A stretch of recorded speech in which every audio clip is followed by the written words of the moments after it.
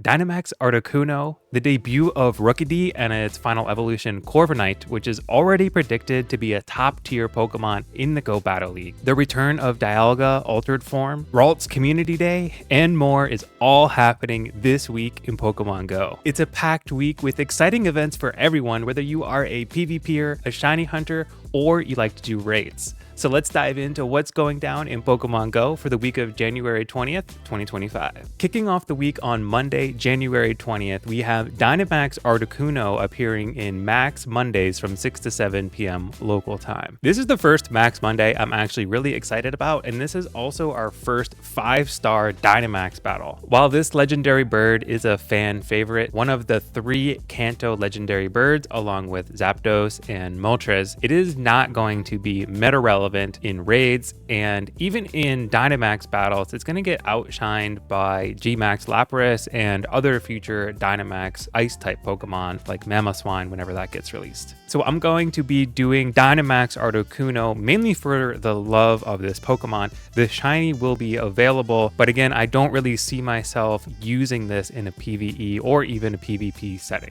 Remember, Dynamax battles do have a cap of 4 players. So this is going to be a 5-star Dynamax battle, but it should be able to be completed by 3 to 4 players. Top counters for Dynamax Articuno are going to be Gigantamax Charizard and Gigantamax Toxtricity. Dynamax Metagross does resist Articuno's moveset, so it's going to make a great tank here as well. I'm probably going to run a Dynamax Metagross level 50 fully powered up, as well as a Gmax Charizard and a Gmax Toxtricity. Now, if you don't have Gigantamax Pokemon available to you, if you are not able to do the Gigantamax Charizard or Toxtricity max battles, there are some other possible picks here like Dynamax Excadrill, Dynamax Machamp, and Dynamax Charizard. Another thing that has me excited about the Dynamax Kanto legendary birds is the timed research that's going to help us prepare for these Dynamax battles. One of the things that stands out about this timed research is the 25% reduction in cost, max particle cost, for powering up your max moves. So if you have any Dynamax or Gigantamax Pokemon that you've been waiting to power up and level up their max moves, this is a great opportunity to dump those excess max particles into them.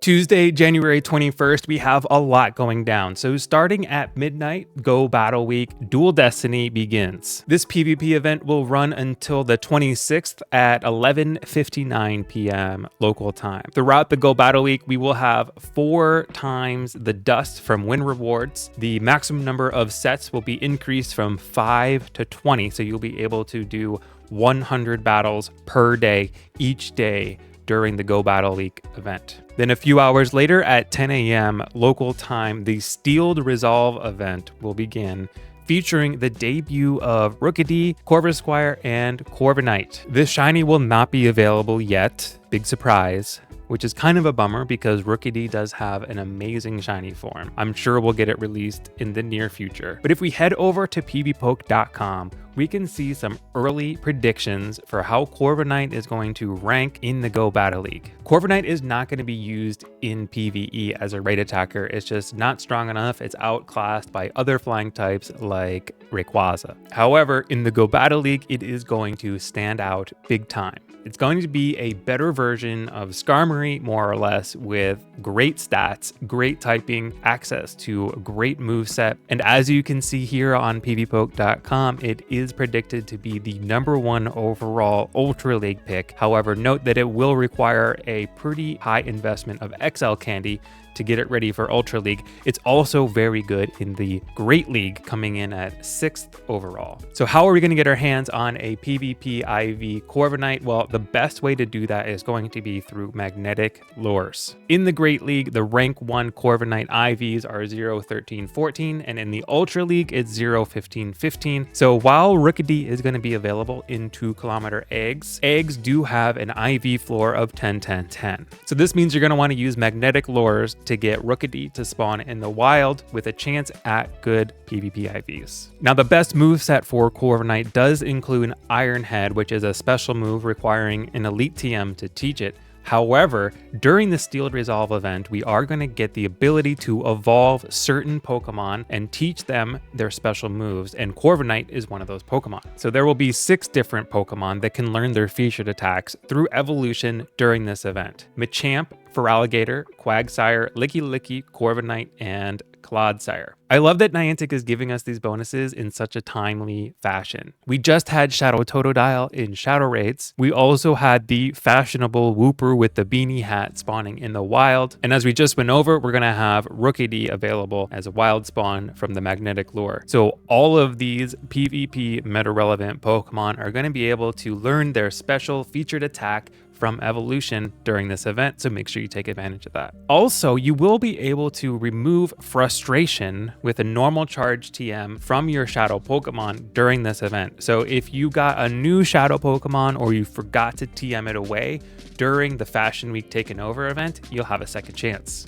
We'll also see a paid timed research for $5 USD, giving double hatch Stardust for the event, an elite charge TM, some experience, some dust, and some extra encounters. And then finally on Tuesday evening, we'll have Paldean Wooper in a spotlight hour from 6 to 7 p.m. local time. So as you probably know, Clodsire has been dominating in the Great League.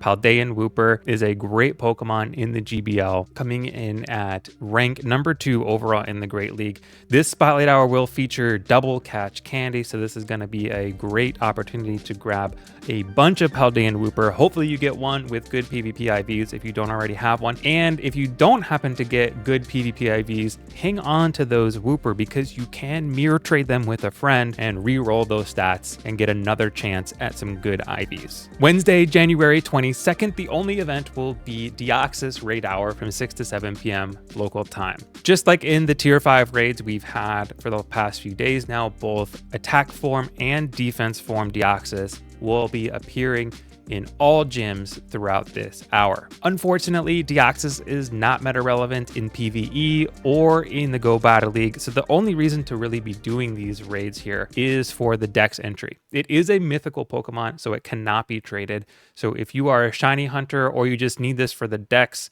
it's definitely worth doing. It is a pretty rare Pokemon in the sense that Niantic hasn't brought it back in over 2 years. This is the first time we're seeing Deoxys in quite some time. So definitely grab it for your decks. Grab the shiny for the shiny decks if you want that. But other than that, you don't really need to farm Deoxys. Then on Friday, January 24th at 10 a.m. local time, the raids are going to rotate. So Altered Forme Dialga is going to rotate into the 5-star raids, and Mega Medicham is going to rotate into Mega Raids. Altered Forme Dialga is ranked number 4 overall as a Steel type raid attacker with no need for a special move. So this could be a good Pokemon to have to round out your Steel raid attacker team. It does get out DPS'd by Duskmane Necrozma as well as Metagross and Shadow Metagross, but it's still a very good Steel type attacker. So if you need another Steel type on your team, this could be a great opportunity to add one. Altered Forme Dialga does share the same candy as Origin Forme Dialga. So if you have an Origin form that you need more candy for to power up,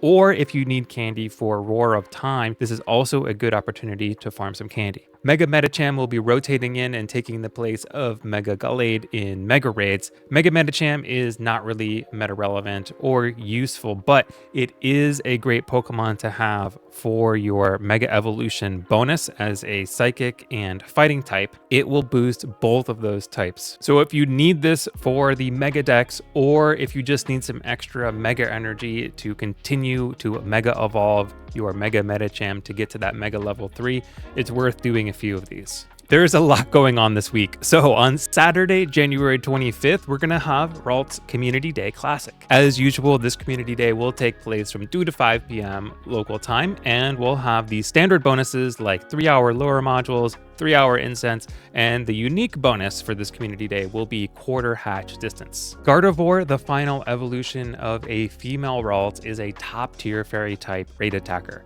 Mega Gardevoir is the number 1 fairy type raid attacker, Shadow is number 3, and Normal is number 14, which is a great budget fairy type raid attacker. So given the PvE meta relevance here, this is a Community Day I highly recommend playing. A great opportunity to stock up on Ralts candy, a great opportunity to get a Ralts with good IVs and the shiny chance will be boosted to 1 in 25, so you're going to get a bunch of shiny Ralts here. We're going to continue to see the more involved community day research, so the ticket is now $2 USD, or the equivalent in your region, and it's going to last for a week, and we're also going to have the chance to get Ralts with the community day background. Don't forget to activate a Mega Pokemon for the Mega Evolution bonus. That's going to get you extra candy and extra experience points. For Ralts, it is a Fairy and Psychic type Pokemon, so Mega Evolve your highest Mega level Pokemon with one of those types. There are a lot to choose from. We've got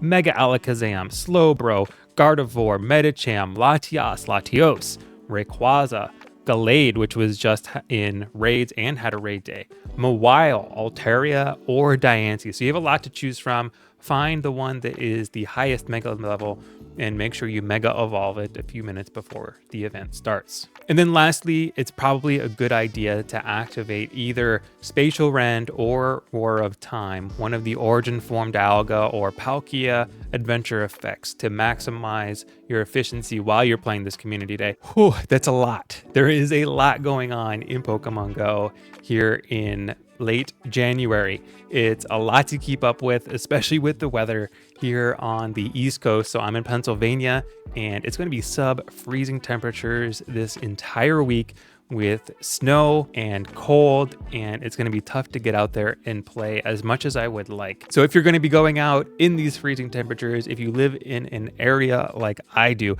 make sure you bundle up, stay warm, get yourself some gloves, some hats, and maybe even those hand warmers. Those have been a lifesaver for me while live streaming during these freezing temperatures. So good luck out there this week, trainers. If you get anything good or want to show off your catches, hop in the Diddlebase Discord at discord.gg/Diddlebase. Thank you for watching, and we'll see you in the next video.